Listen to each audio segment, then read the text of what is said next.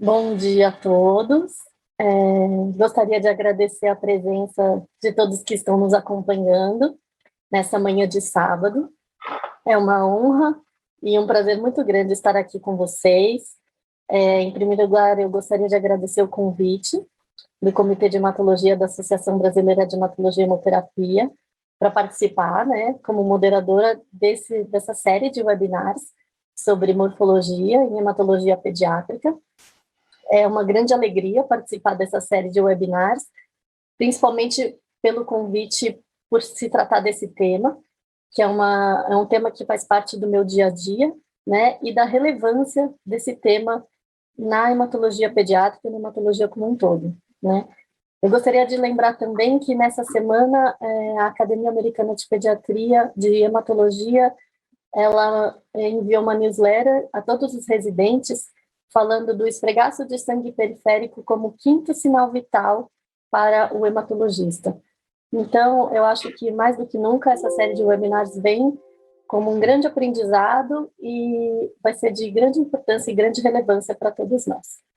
Eu gostaria de chamar, então, com grande alegria, o Dr. Paulo Duval Rezende. Ele é hematologista pediátrico da Fundação Hemominas e do Hospital das Clínicas do FMG, que vai dar essa aula para a gente hoje, nesse sábado de manhã.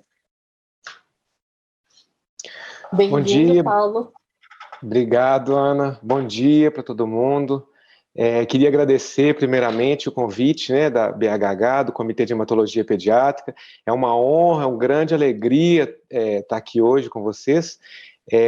Eu estou um pouco ansioso, confesso, mas acho que é compreensível, né? Na apresentação passada, a gente teve Eduardo, né, professor Eduardo com a Sandra, hoje a Ana Cláudia está aqui, na próxima vamos ter Maria Lúcia ali com a Mítico. Então eu fico muito alegre, muito empolgado de estar aqui no meio de tanta gente fera. Então queria agradecer muito a oportunidade, o convite, espero que eu consiga manter o mesmo nível da apresentação da última vez. Bom, mas então, vamos lá? Como é que nós vamos começar? A ideia hoje, gente, então, nós vamos falar de anemia, né, em hematologia pediátrica. Então a ideia é de apresentar, são 7 casos clínicos, casos simples, objetivos, diretos, que nós vamos mostrar um caso clínico curto e depois focar nas imagens. A gente queria fazer de uma forma hoje de focar bastante na morfologia, então eu não vou ficar detalhando muito a parte teórica das doenças, não vou entrar em detalhes sobre essa parte, vamos tentar focar mais, né, nas imagens mesmo, na morfologia, acho que tem muitas imagens bacanas para a gente ver. E aí nós vamos apresentar 7 casos, então, e entre um caso e outro, eu vou mostrar algumas figuras, basicamente é de comida mineira, tá, gente? Que vão funcionar como grãos de café numa loja de perfume. Então é para a gente poder reiniciar os sentidos e aí ver o próximo caso sem misturar com o caso anterior. E, além disso, vai ser uma mensagem subliminar para a BHH, que assim que seja possível e seguro, a gente conseguir fazer um encontro presencial do Comitê de Hematologia Pediátrica, que é tão bacana. A gente vai fazer, então, um intervalo entre um caso e outro. A ideia é fazer um intervalo de uns 2, 3 minutos, para se tiver alguma dúvida, né, das imagens do caso, a gente volta, vai no caso, se tiver alguma pergunta, e se não tiver, no final, a gente apresenta os 7 casos, e depois eu vou mostrar esse mesmo slide que está aí, só que com os diagnósticos de cada caso. Então, a gente pode depois ir voltando também nas perguntas, em cada caso, né, se tiver alguma dúvida, nós vamos dar oportunidade para perguntar em cada caso, mas depois, no final, a gente pode voltar e ver todos os casos também. Antes de começar, eu só queria repetir o que o professor Eduardo falou na última apresentação, que é muito importante, que a gente não tem a pretensão de ensinar morfologia, que todo mundo aprenda morfologia em 1 hora de apresentação, é claro. Então, existe um conceito, gente, que chama horas microscópio, que é mais ou menos fazendo uma analogia com a horas voo na aviação, né? Então, quanto mais horas microscópio a gente tiver, quanto mais tempo de microscópio que vocês sentarem, olharem as lâminas, olharem em atlas, né? Agora na internet também tem muita opção. Então, quanto mais tempo de microscópio, menos difícil vai ficando. E a palavra, o termo é menos difícil mesmo, porque até morfologistas muito experientes, eventualmente se deparam com situações em que eles vão ter dificuldade de identificar uma célula ou outra, né, um caso mais difícil. Então, eu acho que vai ficando menos difícil mesmo, então é muito importante isso.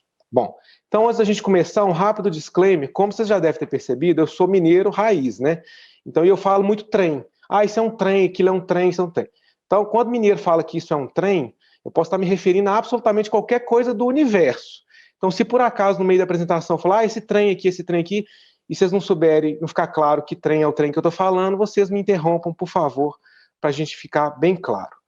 Para começar, eu vou mostrar uma imagem de controle, que é um esfregaço de controle, só para a gente poder ver as hemácias, então. Esse é um esfregaço de um hemograma normal, onde a gente vê. Vocês conseguem ver minha seta, não? Coloca de novo, Paulo, para nós vermos. Consegue? A setinha. Mexendo? Estou mexendo aqui. Não? Eu não estou vendo, não. Não? Bom, mas não tem problema, não.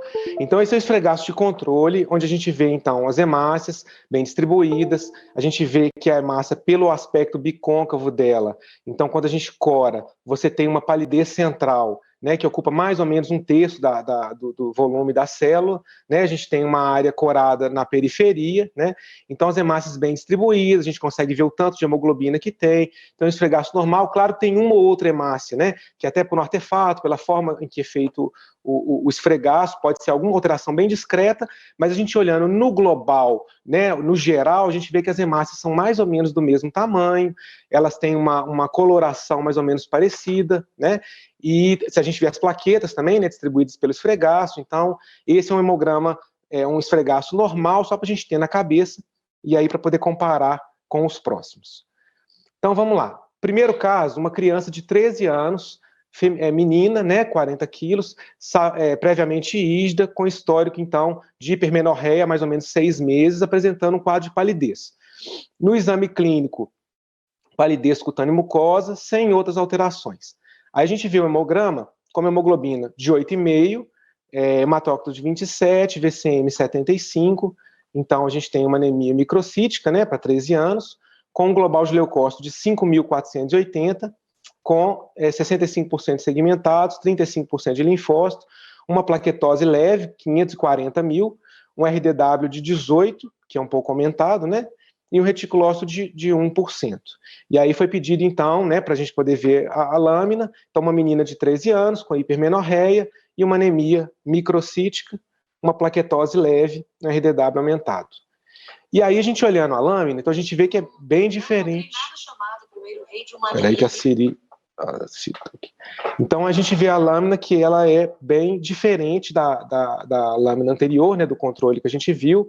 A gente consegue ver então que tem as hemácias são mais hipocrômicas, então a gente consegue ver que se tem tamanhos diferentes, né, das hemácias, então a gente consegue ver hemácias pequenas pelo esfregaço, hemácias um pouco maiores, então tem uma anisocitose, uma diferença de tamanho, que mostra com o RDW também mais aumentado, né? Então a gente vê que tem diferença de tamanho, hemácias pequenininhas, muitas hemácias pequenas, né, microcíticas, e uma diferença de tamanho entre elas.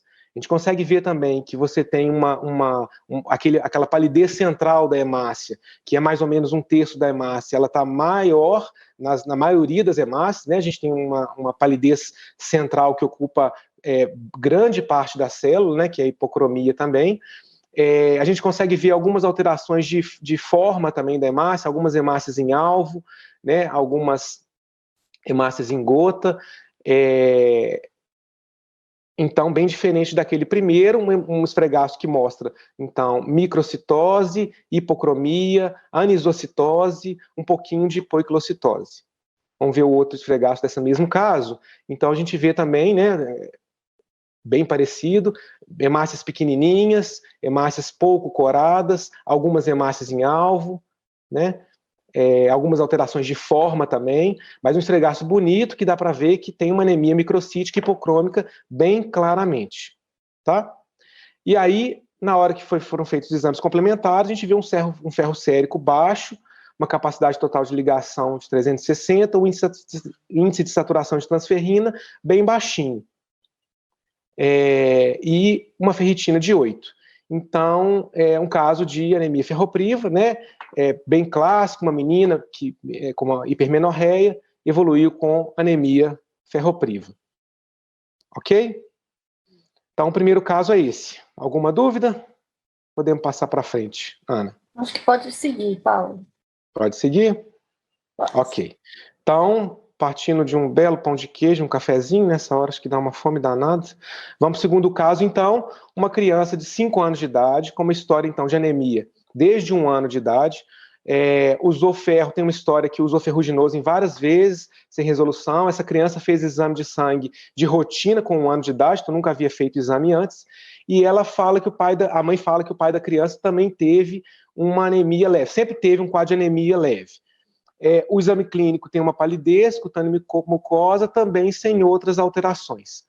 O hemograma da criança, então, mostra uma hemoglobina de 9, VCM de 75, 5.500 de global, com segmentado de 58%, uma plaqueta de 420 mil, reticulócito de 5,5, né? Bilirrubina de 3,5, às custas de bilirrubina indireta. Então, uma criança de 5 anos, com anemia desde que se sabe, desde que foi feito o hemograma, com história de uso de ferro várias vezes, sem melhora, uma história familiar positiva para uma história de anemia leve, e o exame, o hemograma, que mostra uma anemia, né, hemoglobina de 9, com uma plaqueta no limite superior, mas dentro do normal, reticulócito aumentado e uma hiperbilirrubinemia às custas de bilirrubina indireta, com uma cinética do ferro normal. Aí a gente vai para o hemograma, para o esfregaço, desculpa, e aí a gente vê o que chama atenção nesse esfregaço. A gente olha muitas hemácias pequenas, e a gente olha que na maioria delas não tem aquele halo central, aquela palidez central. Então, existe uma variação, né, das hemácias, mas a maior parte das hemácias são no formato de esfera. Então, são esferócitos, onde se não tem a palidez central, são umas bolinhas todas coradas, né? Então, a gente consegue ver que a maioria das células, a grande parte das células, são esferócitos. Tem algumas alterações também de forma, algumas poucas, mas o que chama mais atenção na imagem é que você tem vários esferócitos mesmo distribuídos pelo esfregaço.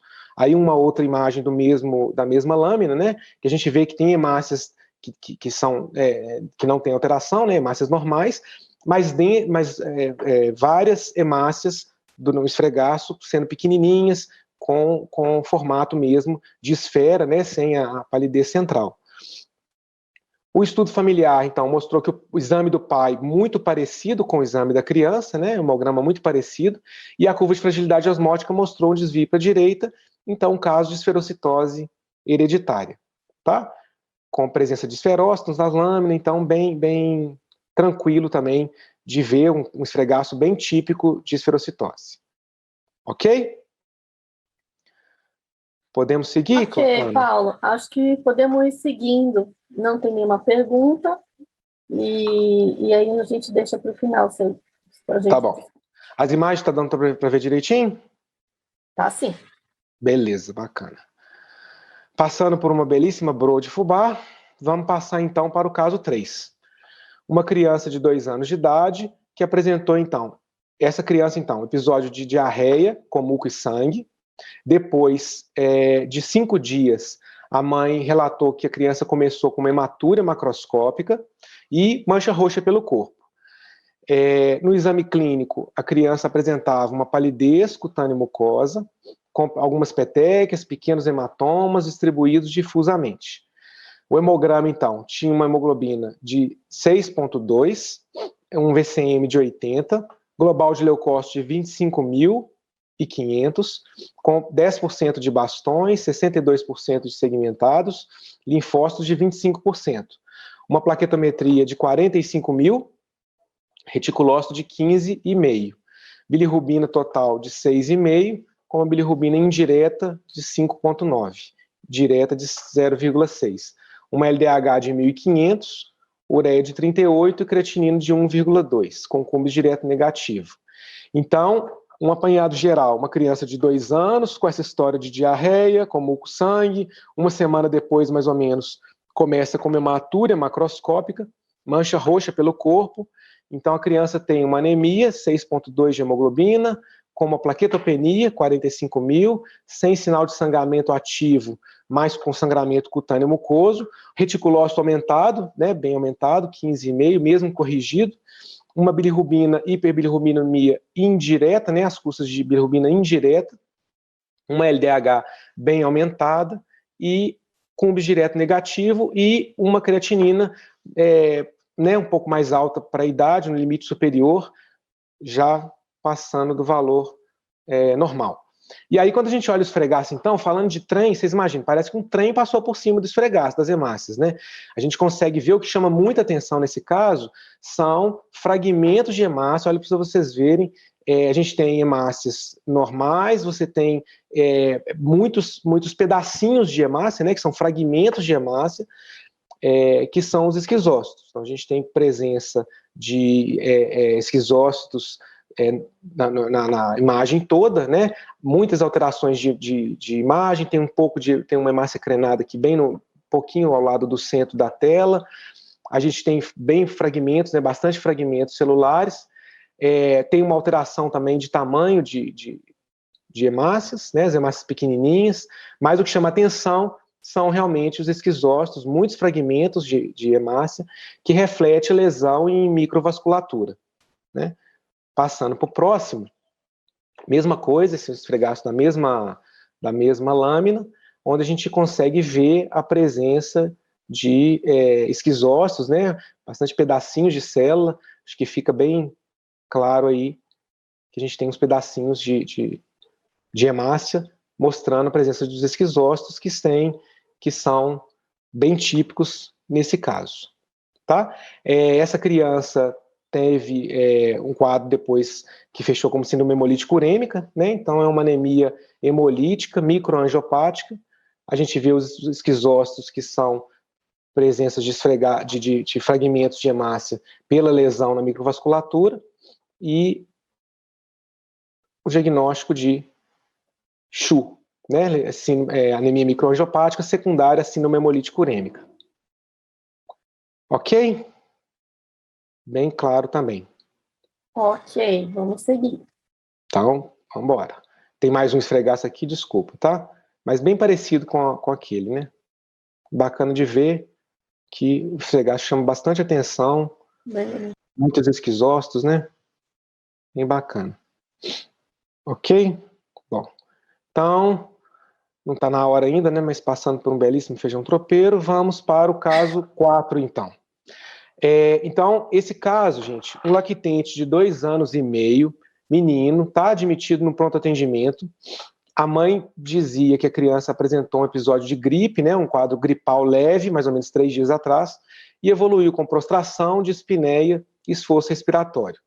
No exame clínico, a criança, então, apresentava palidez cutânea e mucosa, taquipneia, febre, crepitações basais bilaterais, uma saturação de oxigênio de 86% em ar ambiente e um baço palpado a 2 centímetros do rebordo costal esquerdo, tá?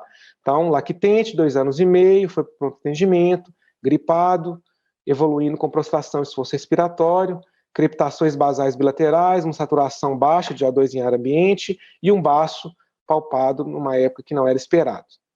O hemograma mostrou uma hemoglobina de 5,8, global de leucócito 28.500, com 10% de bastões, segmentado 64%, linfócito de 25%, uma plaquetometria de 145 mil, né, limite inferior, com reticulócito de 5,5, uma proteína C reativa de 120, LDH 980, aguardando ainda resultado de hemocultura.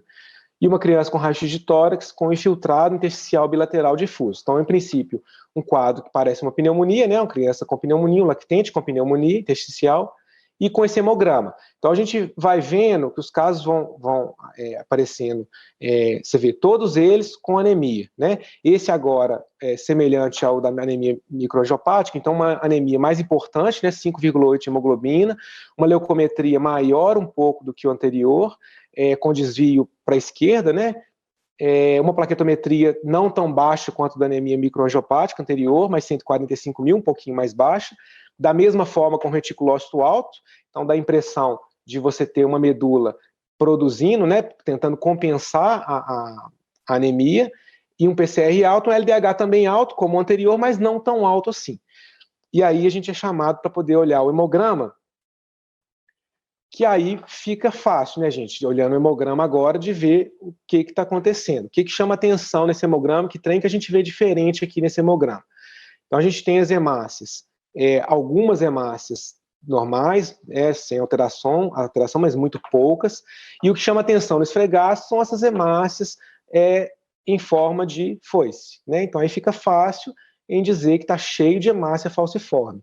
A gente consegue ver a hemácia que ela é mais compridinha, né? Então ela não tem essa parte central mais clara e muito característica, não consegue ver a seta, mas aí está cheio de hemácia falciforme. Acho que dá para ficar claro quais que são. Tem algumas hemácias em alvo também, a gente consegue ver no esfregaço todo, mas realmente o que chama atenção são as hemácias falciformes. Esse outro esfregaço, essa outra foto da mesma lâmina, e a gente vê que tem também uma anisocitose, a gente olha pelo esfregaço, que tem algumas hemácias microcíticas, tem algumas hemácias em pequenas, algumas hemácias em alvo, mas o que chama atenção realmente nesse esfregaço é a presença de hemácias falciformes. E aí, claro que eu não falei que senão ia ficar mais fácil ainda, né? Mas se falar que a história familiar, que a criança já tinha um diagnóstico neonatal de hemoglobina SS, realizado pela triagem neonatal, faz controle no Hemocentro de Belo Horizonte, no Hemominas em BH, hemoglobina basal de 8, reticulócito basal de 4, então o dela estava 5,5, né? Um pouco acima do basal, mas mais ou menos próximo, e um baço basal palpado a 1 centímetro do rebordo costal esquerdo. Então, uma criança com anemia falciforme, claro que hoje em dia, aqui em Minas, o teste do pezinho, né, já está, a triagem para anemia falciforme, desde 1998, né, então a gente já tem como abrangência de mais de 98% no estado, então hoje em dia é muito difícil você pegar uma criança no pronto atendimento nessa situação em que você não tem já um diagnóstico de anemia falciforme, a mãe já vem com a carteirinha do Hemominas, né, com os dados basais todos, então hoje não é muito comum de você pegar isso. Mas, de qualquer forma, é uma situação em que o hemograma, o esfregaço, ajuda muito a gente, porque é um esfregaço, vocês olham, não tem dúvida nenhuma, né? Na hora que a gente olha, já quase que pula na nossa frente um cheio de hemácia falciforme. Então é uma imagem que chama bastante atenção, muito típica, acho que é bom para a gente poder guardar e fixar. Bom, aí, ainda nesse mesmo caso, então vamos considerar, né, que foi o terceiro episódio de síndrome torácica aguda nos últimos 12 meses. E aí a criança, então, entrou no critério no protocolo de usar hidroxiureia, né? Então a criança iniciou hidroxiureia, e aí desde então não apresentou intercorrências. E aí, olha que interessante, eu acho que a anemia falciforme em uso de hidroxiureia é uma situação em que a gente consegue ver o resultado, então é muito bacana, olha para vocês verem o resultado da mesma criança 6 meses depois de uso de hidroxiureia, já com dose máxima tolerada.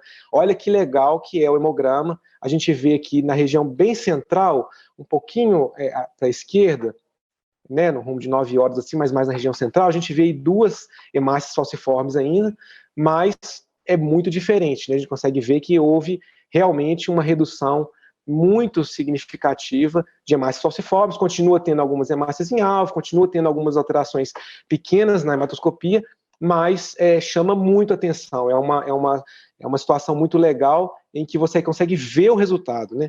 Aqui eu vou colocar as 2 imagens juntas, que aí fica mais claro ainda, né? Imagina, gente, a mesma criança, na esquerda sem hidroxiureia, e na direita depois de 6 meses de uso de hidroxiureia. Então olha como é que a gente consegue ver que você aumenta o número de hemácias, né, a hemoglobina mais alta, essa criança, o basal dela era 8, já está quase 10 hemoglobina, então a gente tem uma redução muito grande das hemácias falciformes, a gente tem um aumento de hemoglobina, né, e além, claro, da evolução clínica, né, que a criança parou de ter crise de dor e parou de ter pneumonia, então uma melhora clínica muito importante. Isso é uma situação que eu acho que a gente deveria, eu lembro que eu assisti uma aula da doutora Jane Henkins, né, e que ela falava que para os adolescentes lá no St. Jude, eles fazem isso, que é uma coisa que eu sempre tive vontade de fazer, mas a gente nunca conseguiu fazer na prática, né? Que, principalmente para os adolescentes, onde você tem uma adesão à hidroxiureia, às vezes você tem uma dificuldade de adesão, então é uma forma muito bacana, né, de você mostrar, você consegue ver a melhora do hemograma, então é uma forma, acho que bem convincente de mostrar a melhora, né? Então é muito, muito legal, muito gratificante, e se a gente conseguisse mostrar, nós ainda vamos dar um jeito aqui de fazer isso, pegar as crianças mais que têm adesão mais complicada, ver se consegue fazer isso. Paulo, não sei se alguém faz. Oi. Temos uma pergunta aqui sobre Sim. esse caso. Sim. Bom dia, é da Mariana, de Oliveira Rezende. Ela pergunta para nós. Bom dia, doutor Paulo. Por que no paciente SS é possível ver hemácias em alvo? Tá. Muito boa a pergunta. Na verdade, eu vou até esperar um pouquinho para responder. Deixa eu passar 2 slides para frente e eu vou voltar, vocês vão entender por quê, tá? Então, ainda nesse caso, eu queria mostrar, né, da mesma forma que o saudoso Jobs fazia, eu queria aproveitar a oportunidade que nós estamos falando de anemia falciforme e mostrar, então, uma imagem de hemoglobinopatia SC, tá? Então, olha para vocês verem, aproveitando a pergunta, mas eu vou mostrar, então, primeiro a imagem, é uma imagem, então, de uma criança que a gente também olha no Hemominas, com hemoglobina SC. Olha a diferença da criança com hemoglobina SS. A gente consegue ver na imagem, um pouquinho acima do centro, a hemácia falciforme, mas olha o que chama atenção nessa imagem. Chama mais atenção a presença de hemácias em alvo, né? Então a gente tem uma grande quantidade de hemácias em alvo distribuídos pelo esfregaço todo. Olha a diferença. Vou mostrar as duas, né? A criança com hemoglobina SS, hemoglobina SC. Então a gente consegue ver hemoglobina SS com hemácias em alvo, mas a hemoglobinopatia SC chama mais atenção ainda, né? A gente tem uma quantidade muito grande de hemácias em alvo. E aí, assim, eu vou dar só um passo atrás, então, para a gente lembrar, hemácias em alvo, você tem uma alteração em que é uma célula em que você tem o formato de um alvo, né? Você tem a parte periférica bem corada, depois você tem uma parte mais pálida e bem no centro você tem novamente ela bem corada. Então, por que acontece isso? Então, você tem várias causas para hemácias em alvo, no geral, tá? Não especificamente nesse caso. Você pode ter até em situações normais um artefato, né? Na hora de corar, na hora de fazer esfregaço, não pode acontecer de ter hemácias em alvo. Você pode ter em situações em que você tem uma baixa de hemoglobina, então anemia ferropriva pode ter, qualquer anemia hemolítica você pode ter por baixa de hemoglobina, e você pode ter também por alteração no metabolismo do colesterol da membrana celular. Então, algumas doenças hepáticas, né, que você pode ter, tem esse distúrbio do metabolismo do colesterol, dos lipídios da membrana, e aí você pode ter também hemácias em alvo. E uma outra situação em que você tem mais membrana celular do que volume de citoplasma. Então imaginem que, para ficar fácil de visualizar, assim, imagina uma boia de piscina, tá? E que você esvazia ela um pouco, aquelas boias redondas, né? Em que você esvazia um pouco, não muito, só um pouco. No ponto de você conseguir dar um beliscão no plástico da boia e, né, conseguir dobrar ele um pouco e aí o ar ele fica meio mal distribuído lá dentro. Então você tem concentrações de ar no caso da boia e de hemoglobina no caso da hemácia em locais que normalmente não seriam. Então você tem essa forma característica de hemácia em alvo. Então isso no geral, né? Então anemias hemolíticas, doenças de membrana, todas essas situações você pode ter hemácias em alvo. E aí isso seria no caso, então, da anemia falciforme. Você tem hemólise, você tem doenças o turnover, né, celular muito alto, você tem uma hiperesplenismo, então isso tudo pode provocar. No caso da hemoglobina SC, que até agora eu não respondi a pergunta, mas no caso da hemoglobina SC, principalmente, existem algumas teorias, né, sobre, não é nada muito claro, muito bem definido, mas o que se acredita que acontece é que a hemoglobina C, principalmente, ela provoca uma saída da célula de potássio e de água, então muda o pH intracelular, inclusive, e aí você tem uma desidratação celular. Então é como se a célula murchasse um pouco. A mesma analogia da boia é como se a célula, como se a massa murchasse um pouco. Então você vai ter mais membrana celular do que conteúdo de citoplasma. Por isso que na hemoglobina SC, né, por causa da hemoglobina C, chama tanta atenção você ter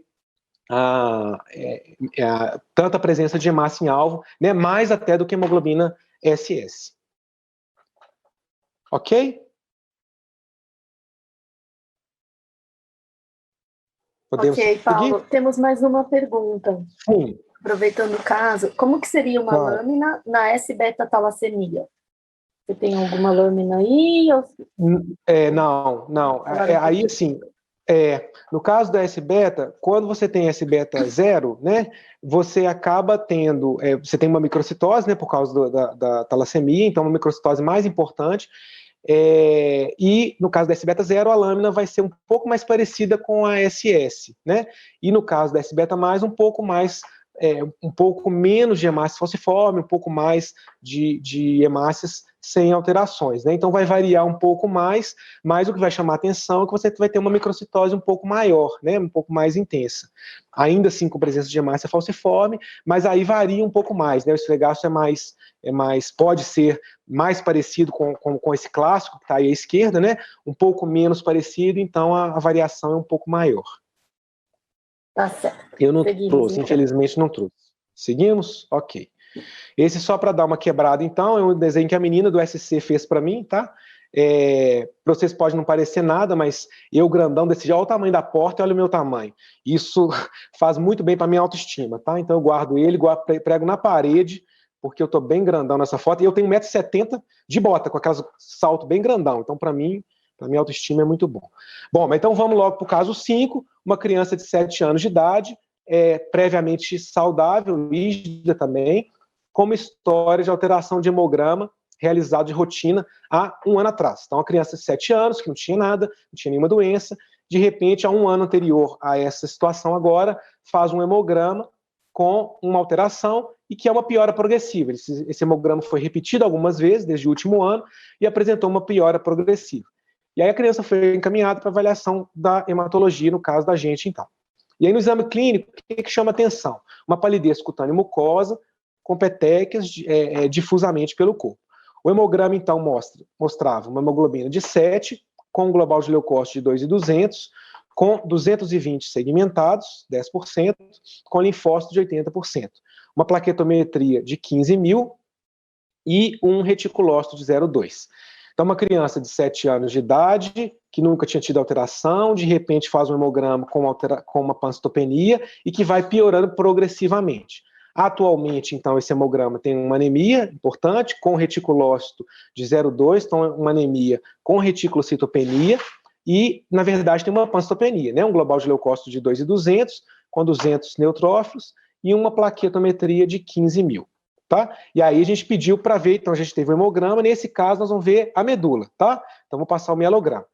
Então essa primeira imagem é uma imagem no pequeno aumento, claro que o objetivo não é a gente identificar célula nenhuma, mas só para a gente ter um panorama geral. Então uma criança com pancitopenia, e a gente faz o exame da medula e a gente vê essa imagem de cara, que é uma medula hiposcelular, a gente consegue ver que tem algumas células, né, pelas imagens roxinhas, a gente consegue ver que tem poucas células no esfregaço, então uma medula óssea hiposcelular.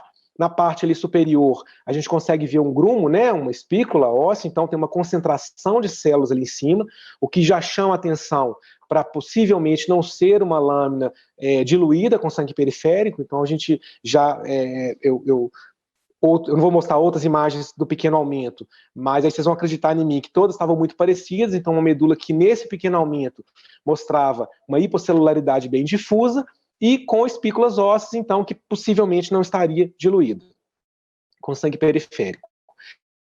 Aí, mais uma imagem, tá? Eu falei que não tinha, tinha mais uma. Então a gente vê uma hiposcelularidade, consegue ver que tem células esparsas pelo esfregaço, pela foto, né? E aí a gente mergulha, então o que a gente vê? A maioria dos das fotos, das imagens, desse jeito. Então, um mar de hemácias e sem célula nenhuma quase nucleada. Então a gente vai seguindo, eu estou seguindo como se a gente estivesse vendo o esfregaço, tá? Passando de um campo para o outro. Então a gente consegue ver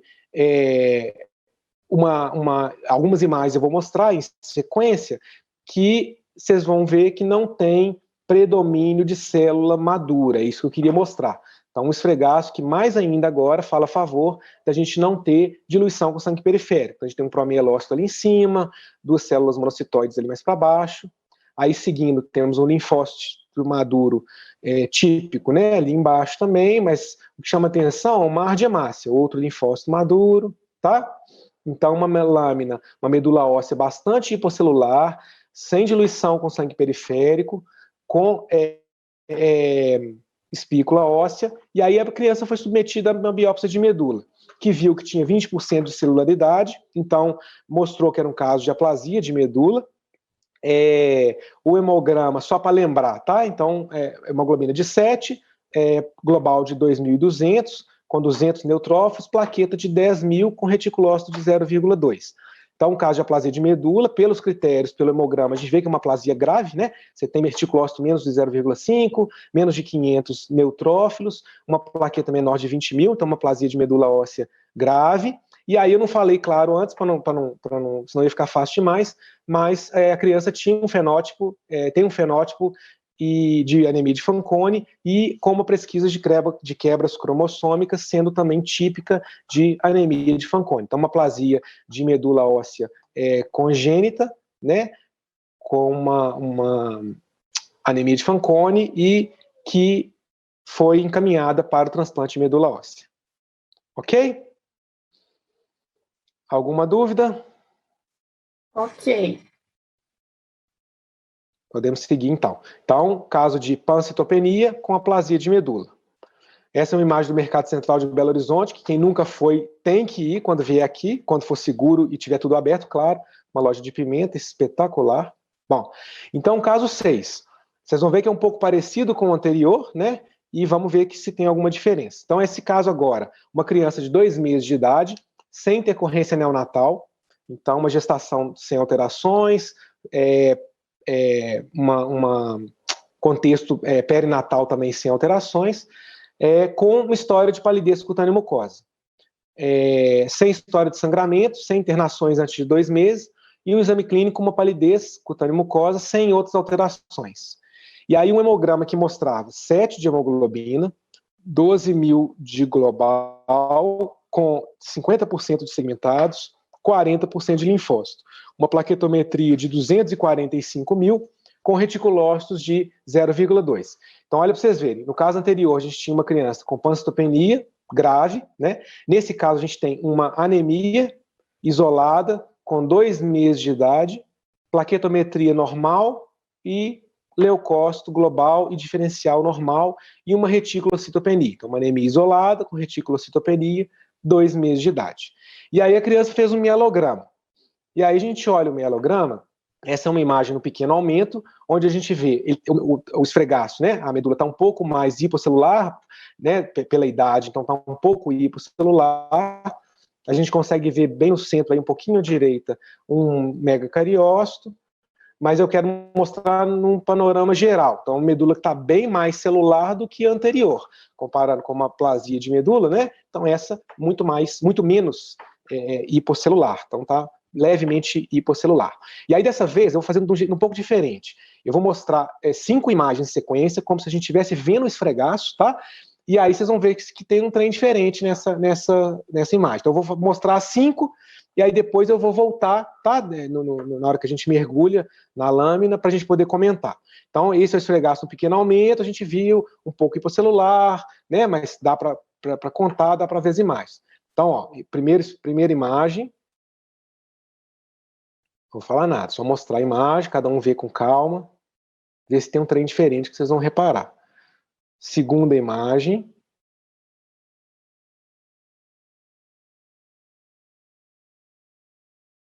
Terceira imagem. Imagina que vocês estão passando lá no microscópio, tá? Já deu para ver, né? Que tem um trem diferente nessa medula.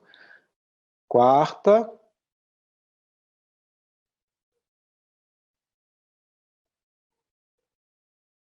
E a última imagem. Bom, vamos voltar lá então. O pequenamento, pronto. Então, o que vocês conseguiram notar? Não sei se deu para todo mundo ver. Então, o que chama atenção nesse caso, que tem diferente nesse caso, é que a gente não vê célula eritrocítica, né? Então a gente consegue ver que tem, nesse esfregaço, olha, tem neutrófilo segmentado, conseguimos ver mielócito eosinófilo, ali mais ou menos 2 horas, conseguimos ver linfócitos, né? No próximo esfregaço, temos ali um mielócito às 11 horas, ao lado um bastonete, conseguimos ver célula, mielócitos segmentados, tá vendo? Linfócitos, chama atenção que não tem até agora nada de série eritrocítica. Próxima imagem, mesma coisa, olha que bacana, chama atenção de não ter nenhuma série eritrocítica. Temos linfócitos, temos células granulocíticas, tá? Com a mielócito virando mielócito ali no centro, um pouquinho para baixo. Da mesma forma, mielócitos eosinófilos, bastonetes, mielócitos, bastões, linfócitos, né? Mas realmente nada de série eritrocítica. E a última, da mesma forma. Né? Então, imagina que vocês estão olhando a lâmina, rodando e chama atenção. Falou, olha, não tem nada de série eritrocítica. Então, a criança fez uma biópsia de medula, onde mostrou que havia uma hipocelularidade acentuada de série eritrocítica, da mesma forma que o mielograma mostrou para nós. Essa criança fez uma pesquisa de quebras cromossômicas que era negativa, e aí a gente vê, então, que tratava-se de uma aplasia de série vermelha, uma aplasia pura de série vermelha, né, ou uma anemia de Diamond-Blackfan. E aí, nesse caso específico, eu não falei com vocês, mas também para não atrapalhar a avaliação desde o início, né, senão ia ficar fácil, mas a criança, a menina, tem uma história positiva, a mãe tem também uma anemia de Diamond-Blackfan, também aplasia de série vermelha. É mais ou menos 10% dos casos, né, que você tem uma história familiar positiva.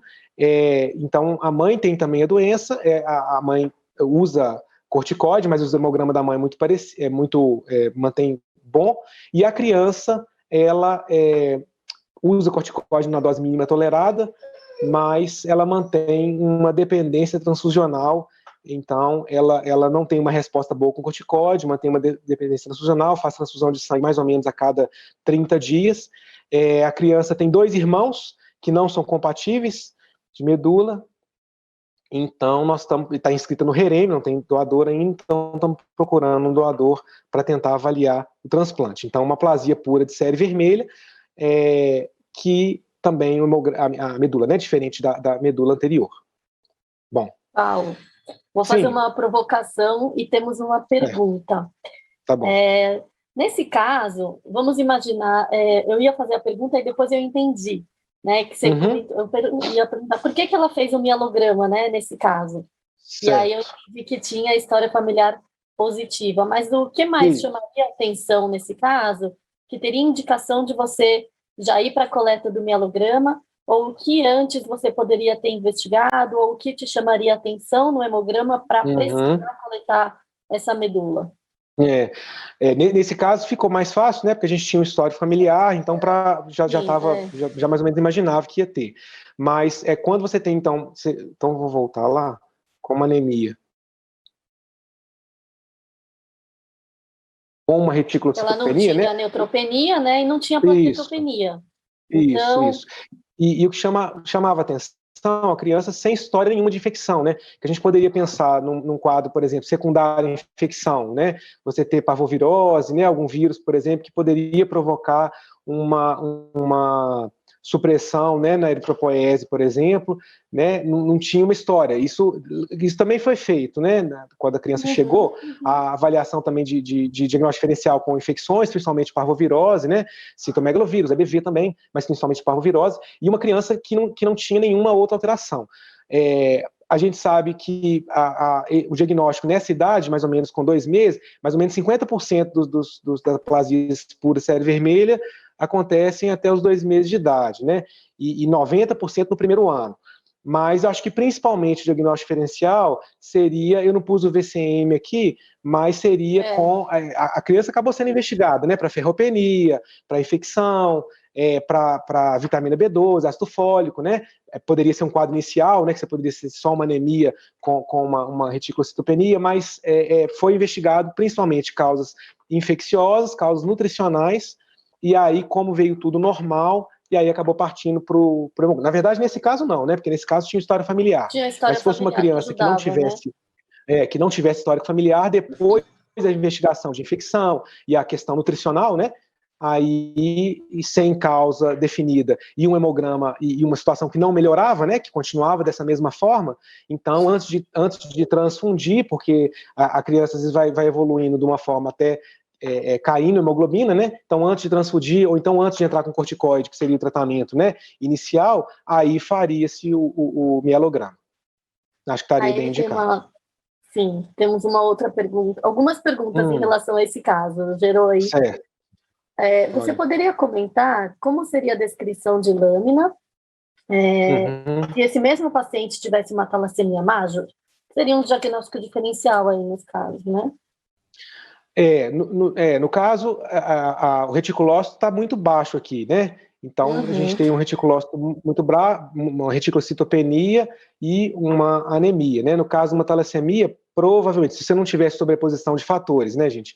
Uma talassemia com uma infecção parvovirose, por exemplo, mas aí seria mais complicado de fazer o diagnóstico, por sobreposição, né, de fatores. Mas, no caso de uma talassemia, provavelmente você teria uma anemia microcítica importante, com reticulócito aumentado, com sinais de hemólise, né? Às vezes o teste do pezinho, dependendo da situação, se tivesse uma alfa-talassemia grave, por exemplo, você poderia ter um teste do pezinho, né, mostrando já alguma alteração. Então, seria mais isso, mais para o lado uma anemia hemolítica, e aí o hemograma teria alterações mais típicas, né, de anemia hemolítica mesmo, como a gente já mostrou, alterações de poiquilocitose, uma microcitose importante, né? Então, seria uma diferença talvez mais nessa parte, assim, de anemia hemolítica com anemia por falha de produção. O que mais que você perguntou, Ana? A pergunta eu perdi. Era talassemia?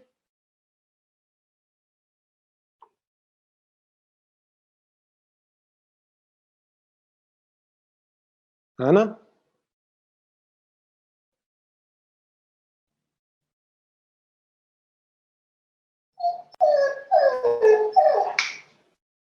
Ana, tá me escutando? Pode seguir, doutor Paulo.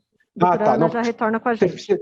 Tá. É porque ela fez a pergunta, era sobre a talassemia, e acho que tinha mais alguma coisa, eu esqueci agora.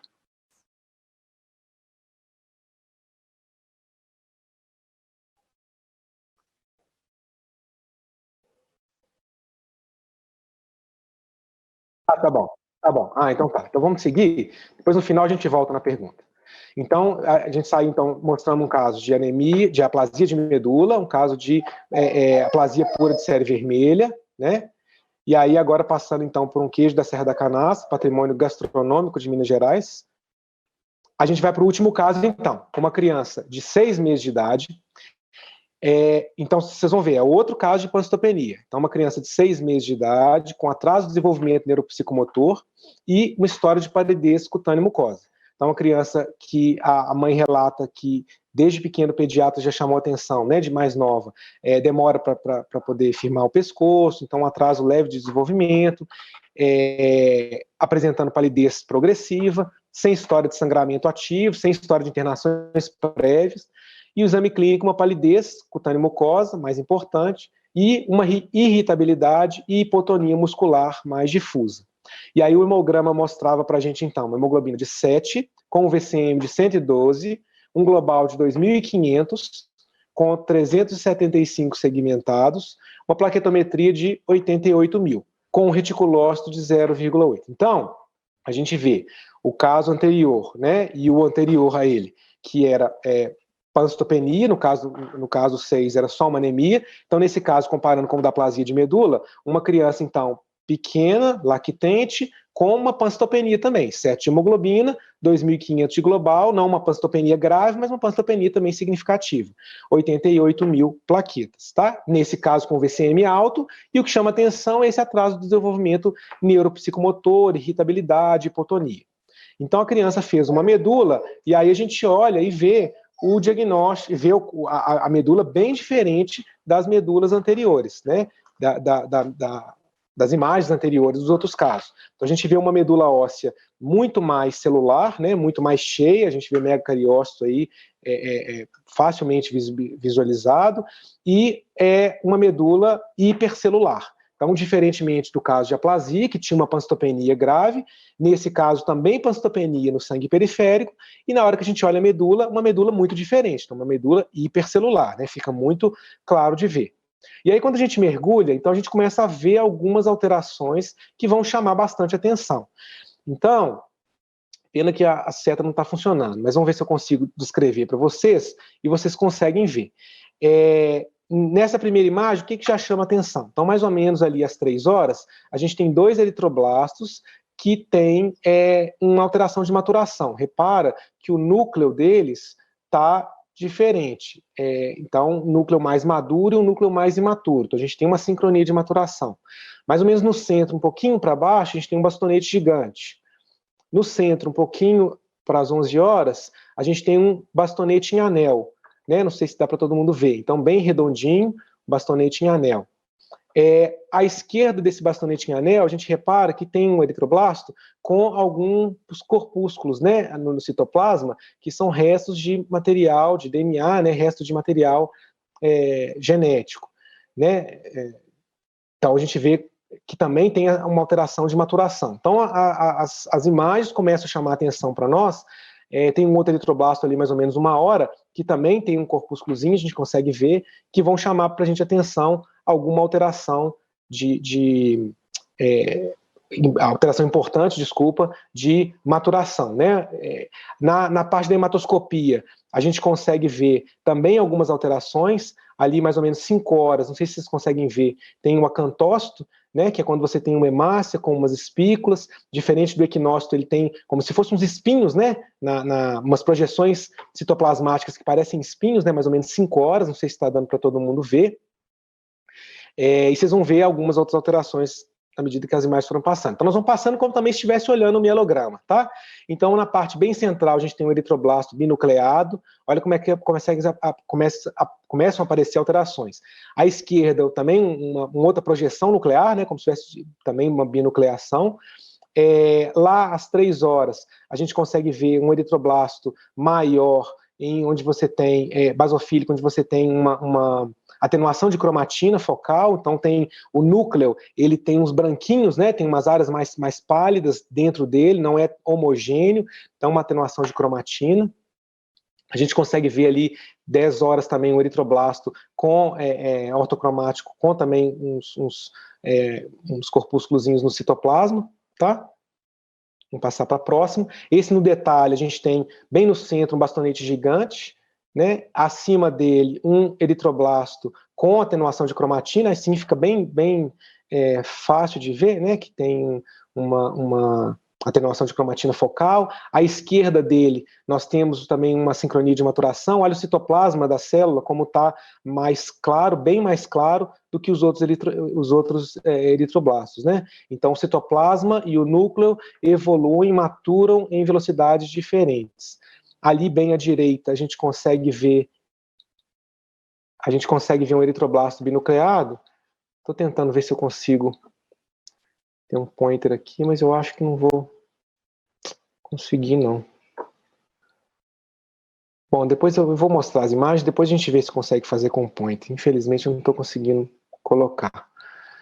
Bom, essa outra imagem, também aí no rumo de 12 horas, a gente consegue ver um neutrófilo segmentado, polissegmentado, hipersegmentado, né, com mais de 5 segmentos.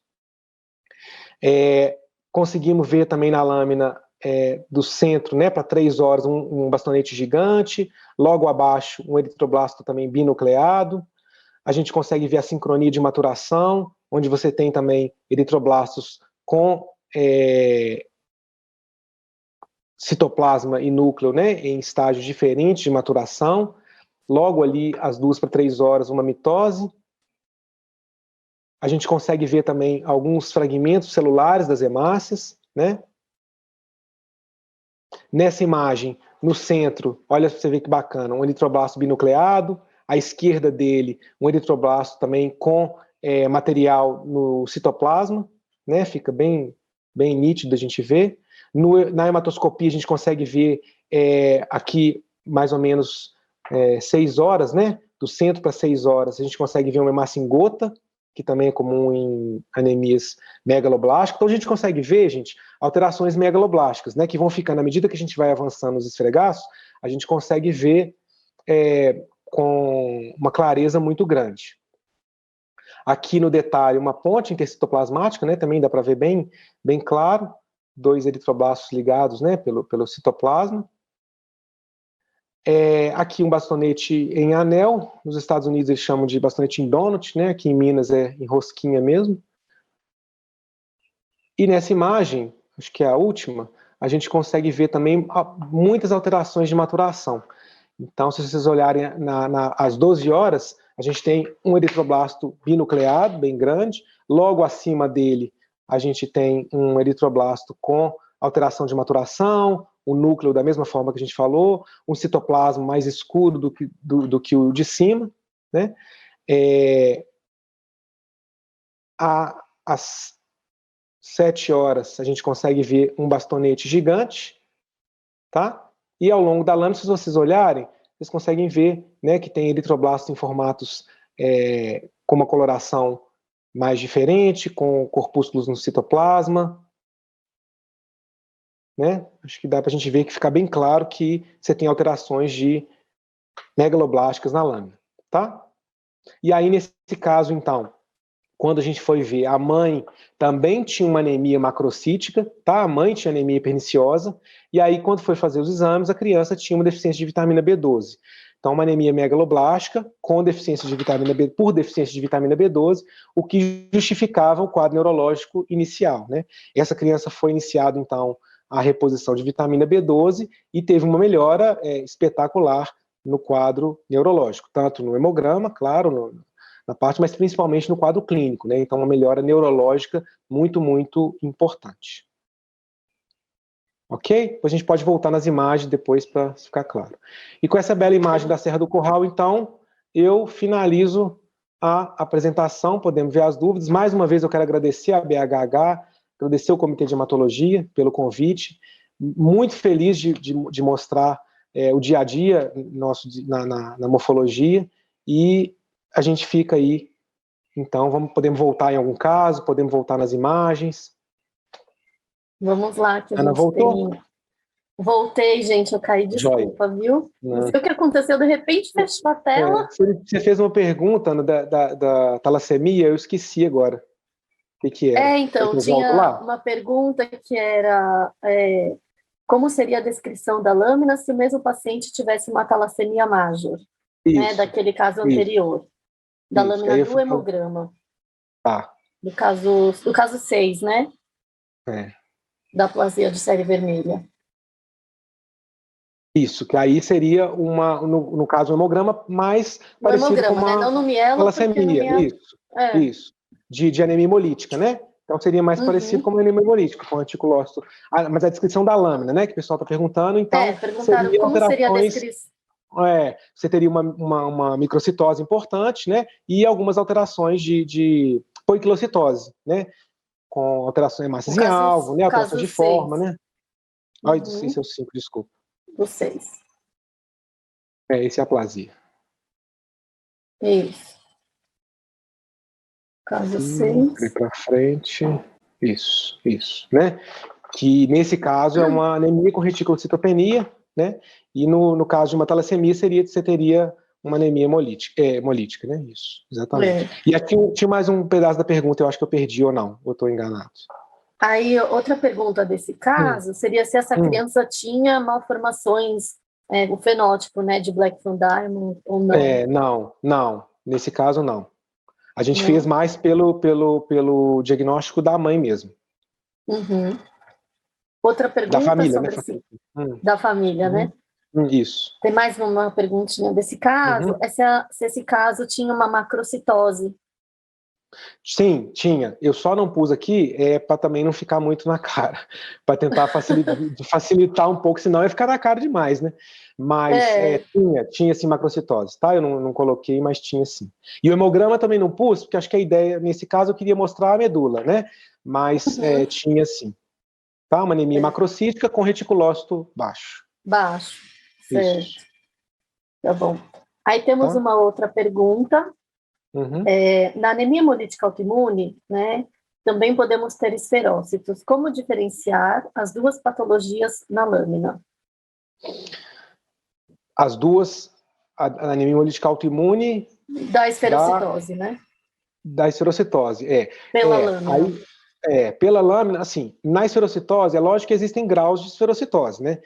Então, você vai ter esferocitose leve, moderada e grave. Então, como você pode ter alteração de forma em qualquer anemia hemolítica, o que chama mais atenção na lâmina da esferocitose é a hematoscopia, não uma poiquilocitose. Seria mais o tamanho mesmo e a forma das hemácias de esfera. Então, você tem uma hemácia uma lâmina mais homogênea, né, teoricamente mais homogênea, mostrando uma quantidade muito grande de esferócito. Na anemia hemolítica autoimune, talvez não, a hematoscopia ela é mais rica, né? Então, você tem uma alteração que seria mais parecida com a da microangiopática. Você teria uma hematoscopia muito rica, né? Com fragmento celular, com hemácias em alvo, com... Aqui, esse é o da esferocitose, né? Então, o que chama atenção não é muito a forma. Você repare que não tem equinócito muito, não tem acantócito, não tem dacriócito. Uma lâmina bem homogênea, né? É mais ou menos igual. Se olhar no geral, lógico que se você for ver no detalhe uma célula ou outra, talvez chame atenção. Mas aí, nesse caso, eu acho que o importante é você olhar primeiro a imagem global. Então, se olhando o contexto geral, a lâmina assim por cima, o que chama atenção é uma regularidade. Você tem muitas hemácias parecidas em forma de esfera e regularmente distribuídas pelo esfregaço todo. Então você imagina olhar uma lâmina que todas as imagens são assim. Então esse caso vai falar muito mais a favor da esferocitose.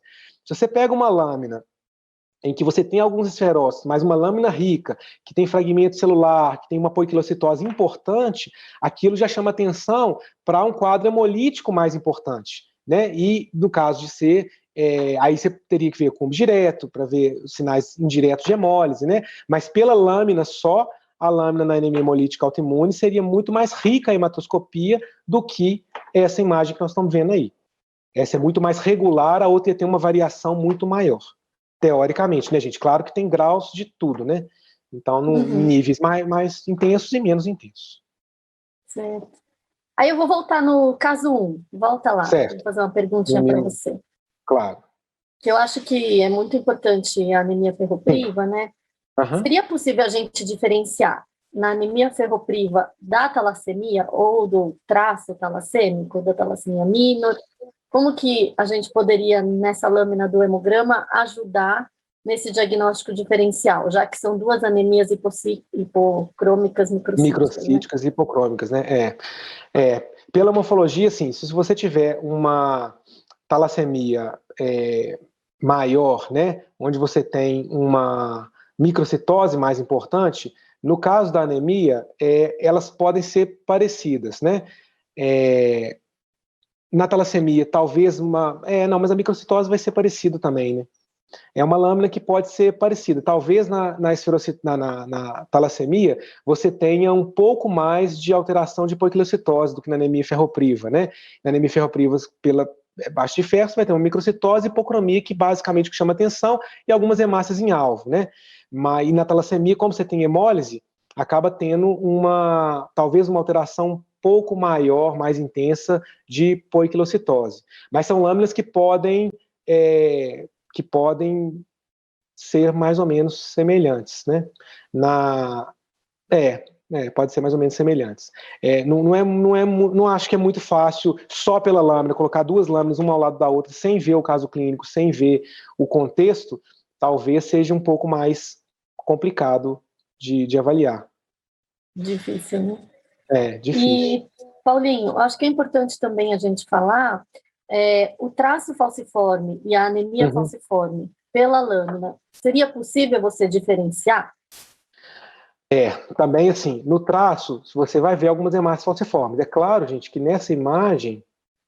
Vou voltar lá.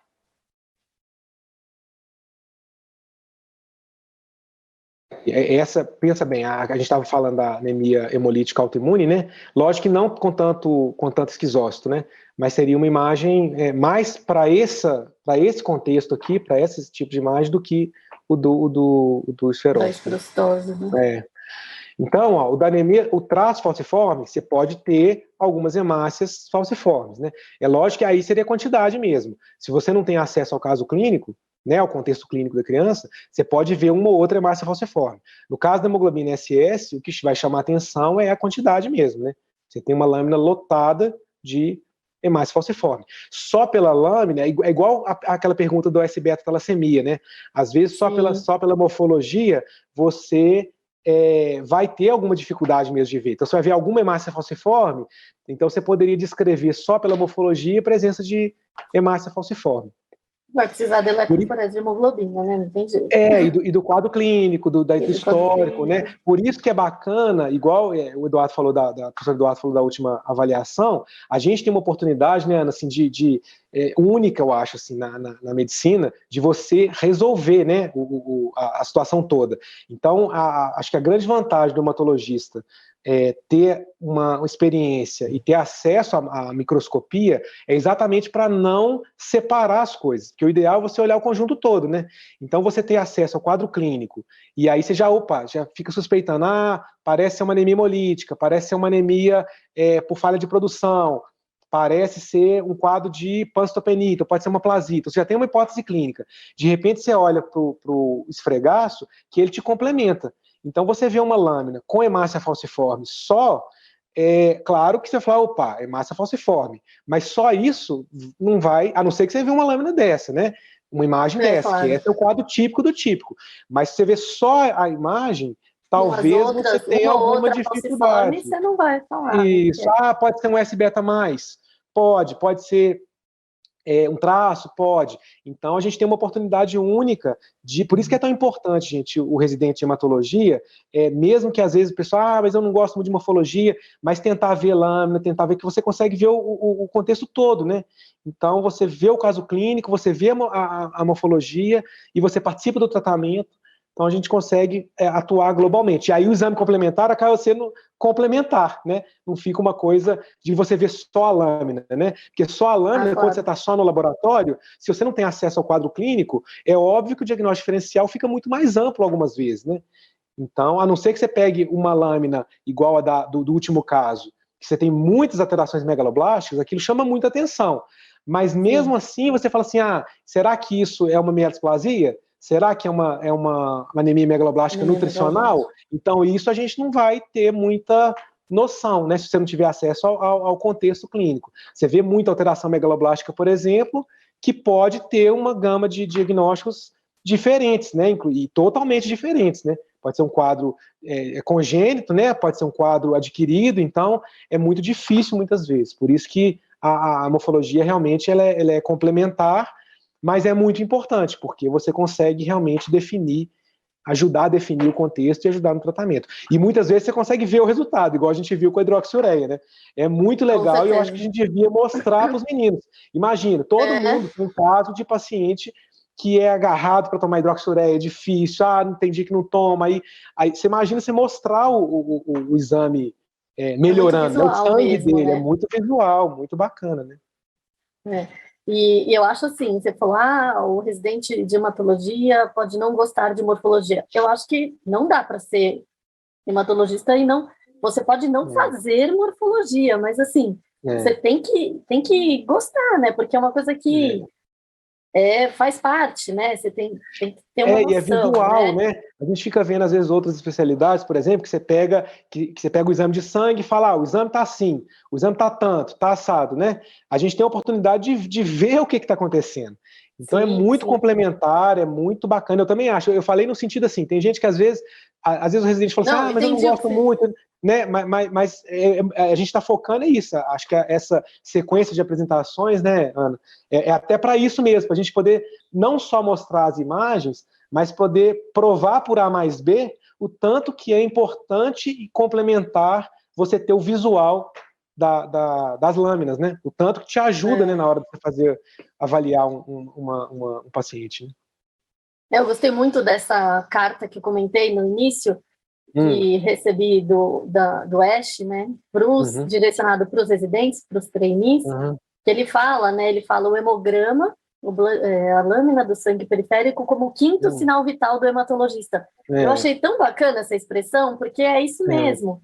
Né? E legal, outro dia também falando, né, o hemograma é o exame físico do hematologista, né? Então eu acho que para o hematologista é realmente assim fundamental. Né? A gente fala direto aqui para os residentes também, Ana, assim, aí chega, por exemplo, chega um caso novo, então, criança que chegou a primeira vez no hospital, e aí aparece isso, tem uma anemia, que você não sabe, aparece hemolítico e tal. Então, a primeira coisa, todo mundo fala, você já vira a lâmina? Vá no laboratório. Então, do mesmo jeito que você vai lá ver, conversa com a mãe, conversa com o pai, conversa com a criança, quando a criança é maiorzinha. Tão importante quanto isso vai no laboratório, pede para ver a lâmina, dá uma olhada antes, né? O tanto que te ajuda a complementar.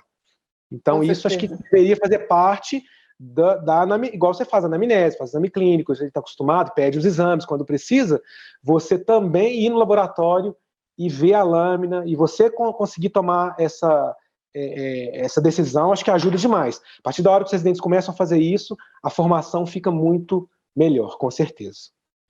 Com certeza. Uma sugestão que nós recebemos aqui no chat, que na talassemia, talvez a policromatofilia ajude na diferenciação. Né? Verdade. Boa colocação. Mas a lâmina, às vezes, confunde, né? O que eu quero chamar a atenção é que se você olhar só a lâmina e não tiver acesso ao caso, você imagina, vai ver um quadro de microcitose, né? Um pouco de hipocromia às vezes. Nesse caso, acho que chama muita atenção. Mas é só um pouco de microcitose. Se for uma anemia leve, por exemplo, né? Então, uma criança com ferropenia, mas que ainda não tem uma anemia tão importante. Então, a gente está mostrando aqui, é importante para os residentes saberem, assim, para as pessoas, que nós estamos mostrando casos muito, muito típicos, né? Então, sim. Entre o muito grave e o muito leve, né, a gente tem uma gama de situações de intensidades e que às vezes vai ficar difícil o diagnóstico. Então você vai pegar um quadro que é uma hematoscopia que não é muito florida, que não chama tanto atenção assim, e aí você vai ficar em dúvida, por isso que é importante, você bem falou, faz parte da anamnese, do exame clínico, o residente olhar a lâmina, né, para poder complementar, para poder exatamente pegar esses casos intermediários, né. E é importante, por exemplo, muitas vezes, quanto tempo pós-transfusão o paciente está, né, para você avaliar. Claro. Nesse caso mesmo que nós estamos de anemia falciforme, imagina se é uma criança que tomou transfusão semana passada. Então você já vai ter outra hematoscopia, né? Você vai ter muito menos hemácia falciforme, muito mais hemácia sem alterações. Você, poxa, será que... Aí se você olha só a lâmina, você fala assim, será que isso é um traço falciforme, né? Não está chamando tanta atenção. Então, claro que essa imagem que nós estamos vendo agora é uma imagem de um quadro muito típico. Mas se a criança tomou transfusão, se usa hidreia, imagina se chega essa criança usando hidroxiureia. No pronto atendimento, já muda, né? Imagina, se chega, essa imagem, imagina, se chega essa criança, assim, no pronto atendimento, e aí você olha o hemograma e você não tem acesso à história dela, e fala, anemia falciforme. Fala, não deve ser, só com uma hemácia falciforme ou duas, deve ser traço, ou então tomou transfusão e tal. Olha como é que muda o quadro. Às vezes a hidroxiureia você pode, né, ainda ter um quadro clínico, né, pode ter dor, pode ter pneumonia. Então, imagina se chega uma criança com essa imagem no pronto atendimento. Vou fazer outra pergunta aqui para você, do caso 3. Volta lá no caso 3.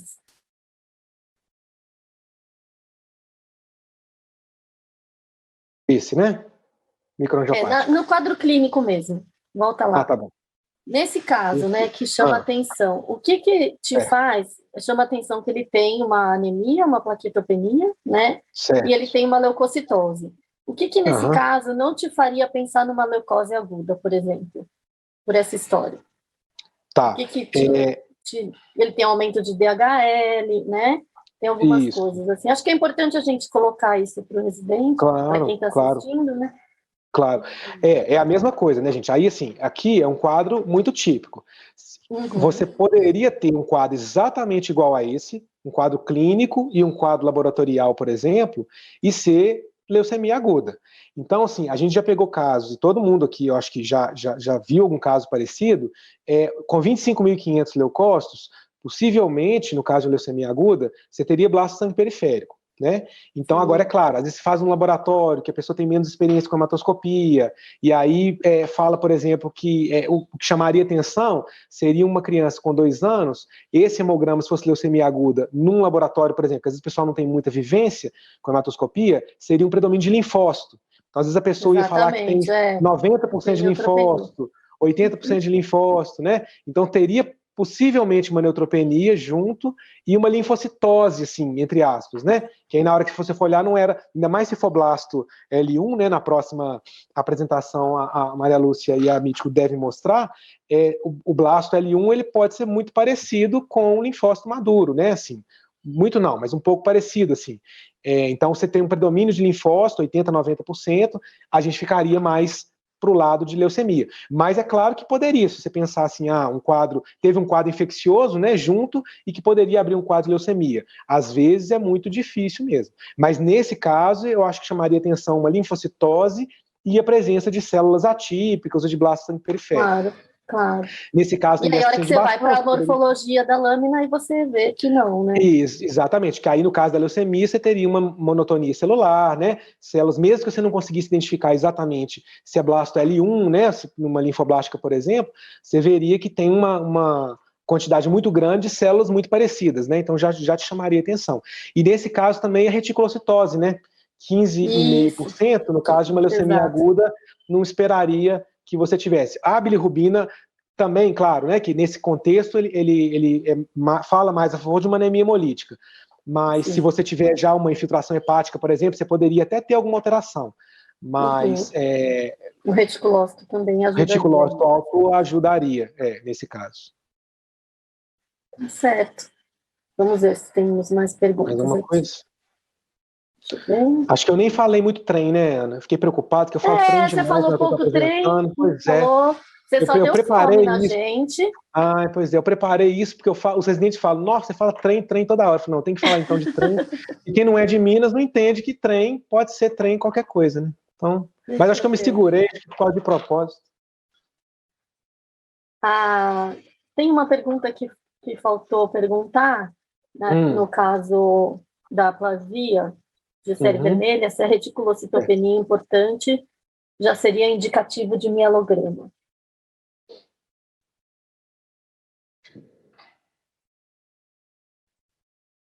Não, essa aplasia é o 6, né? Bom, pronto. A pergunta é se a reticulocitopenia por si, né? Seria indicação de mielograma. Isso. Não por si. Então, na verdade, você tem uma monocitopenia, então uma anemia isolada, com reticulocitopenia, mostra pra gente que, diferentemente no caso da anemia hemolítica, em que você tem uma resposta medular, né, a medula tentando compensar, o reticulócito baixo mostra indiretamente que a medula não está conseguindo compensar a anemia. Então, isso por si poderia ter outras causas, como a gente falou, poderia ter causa secundária por causa de infecção, né? Poderia ter outras razões para você ter uma reticulocitopenia. Então, se você não tivesse o histórico familiar, não tem fenótipo, né, de alguma doença, aplasia constitucional, por exemplo, e só uma anemia com reticulocitopenia, talvez não seria o mielograma como uma conduta num primeiro momento. Então, você investigaria outras causas de anemia, para depois, quando você vê que nesse caso estava tudo normal, aí sim você partir para o mielograma, no caso de não haver uma ausência de recuperação.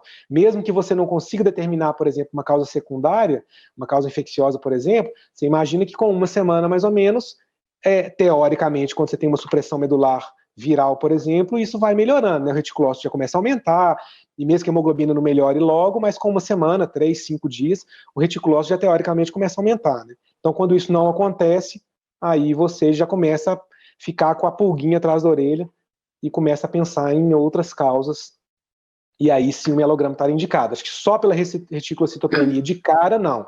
Mas aí as coisas vão caminhando para um lado que você acaba tendo que fazer o exame de medula. Tá certo. No caso 7, eu acho que vale a pena a gente comentar, né?